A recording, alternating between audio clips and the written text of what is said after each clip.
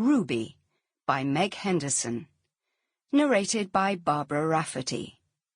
This work is copyrighted 2010 by Meg Henderson. This recording is copyrighted 2010 by W.F. Howes Limited. The MacLeans live in a close-knit community in Glasgow at the start of the Second World War. When Ruby MacLean is 17, she falls pregnant and is forced to marry Gerry Reilly. As their daughter is born, Gerry heads off to war, leaving Ruby to cope alone.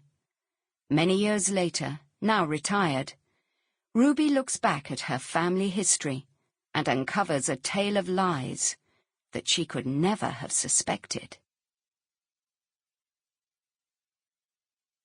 The author opens this book with the following note. Like most of my books, the last two being exceptions, this one is a collection of obsessions that have taken root in my memory, and it's set in two of my favourite places. 4 generations of my family had lived in the great melting pot of the Townhead, Carlton area of Glasgow, before our crumbling tenement collapsed one rainy June night in the early 1950s. We were rehoused in Blackhill, a place I loved. Despite the many lurid and mainly fictitious tales told about Blackhill, I have never regained the sense of safety and security I felt in that community. The housing was poor and there were no shops and no work.